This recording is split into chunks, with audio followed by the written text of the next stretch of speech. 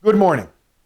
It's a great pleasure to be back again at the Woodrow Wilson Center in this Freedom and Prosperity Conversations in Latin America and the Caribbean. Today, the subject that we're going to discuss once again is related to Venezuela and the future of Venezuela.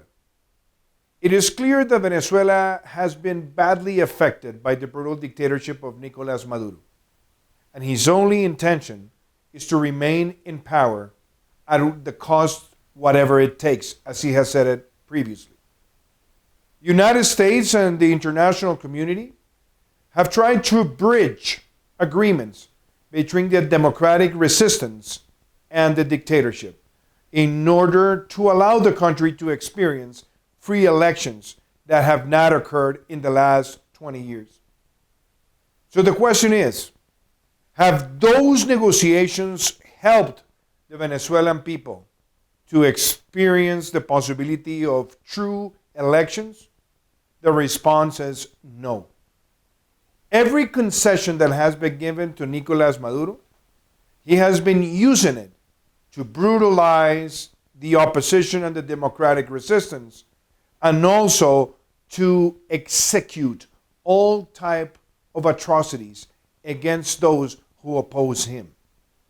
As of today, Maria Corina Machado has now been allowed to become a formal candidate, although she was the winner of the democratic resistance consultation with a great amount of votes that provide her the legitimacy not only to be a candidate but to become the next president of Venezuela. Nicolas Maduro, aware of the possibility that she has due to her empathy and leadership with the Venezuelan people, has blocked the possibility for her to run. And that is a major threat to any form of agreement that allows for free elections to occur.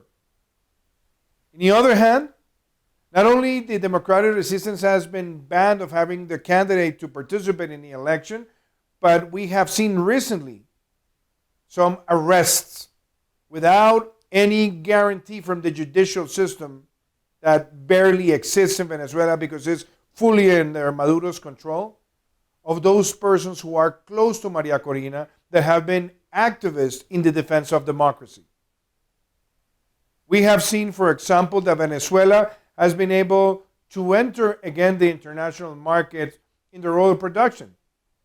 And we have seen that Alex Saab, the money launderer of the dictator, has been going back to Venezuela in a gesture from the United States administration to open the scope for democratic elections to occur. But none of those gestures have turned into a real benefit to the Venezuelan people. So the question is, what is going to happen? Some might say that at the end of the day, Nicolas Maduro will grant the possibility to Maria Corina to run for office. And even if that occurs, having Maduro on the ballot is not any form of guarantee of free elections. Maduro should be banned of running because he's a criminal against humanity.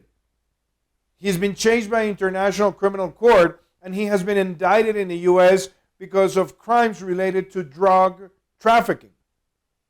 So having him on the ballot is no guarantee of free elections, even though Maria Corina could run if that eventuality occurs. But it's also assumed that she won't be allowed to run. It will be, again, a brutalization of the democratic system in Venezuela. So what should the international community do about these two difficult scenarios?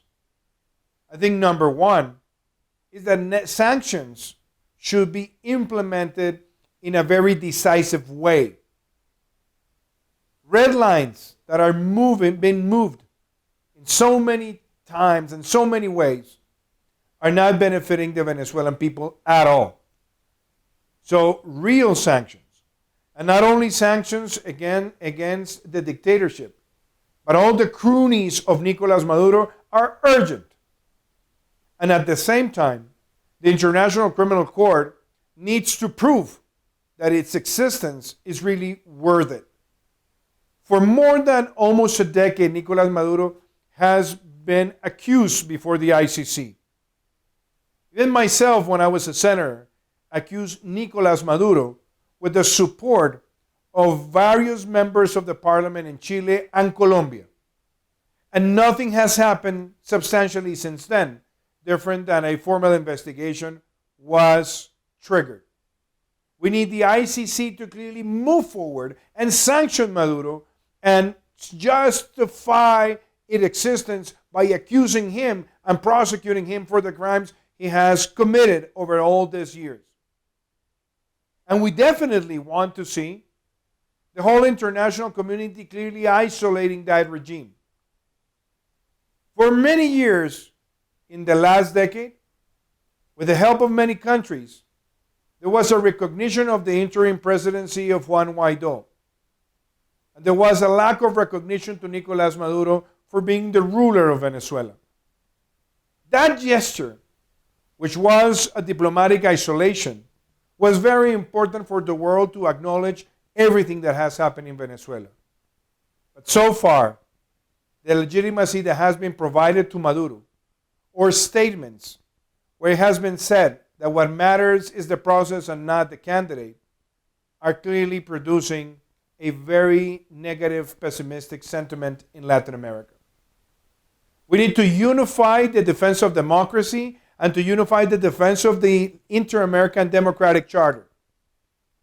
We need to allow all the parliaments of democratic systems in the hemisphere to move forward accusing and sanctioning Nicolás Maduro and putting all the pressure that is required to have free elections, where Maria Corina Machado shall be allowed to be the candidate of the democratic resistance, and also that there is a finger pointing of the negative consequences of having Maduro on the ballot, since he's a criminal against humanity.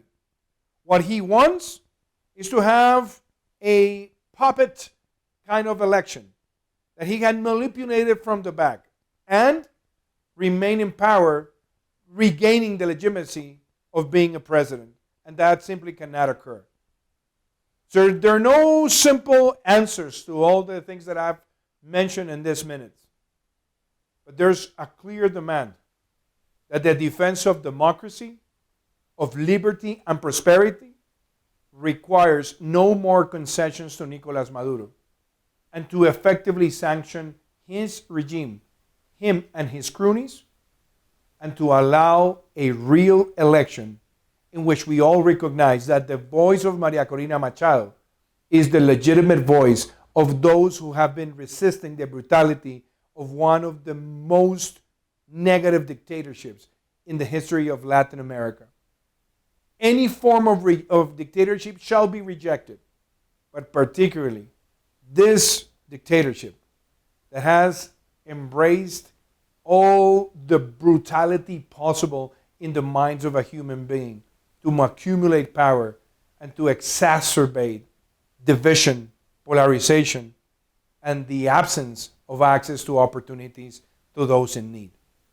So I invite this debate at the Woodrow Wilson Center to take place, to think about what shall be the position of the United States of America in the months to come, and particularly what will be the statements that will be issued by both parties in Capitol Hill.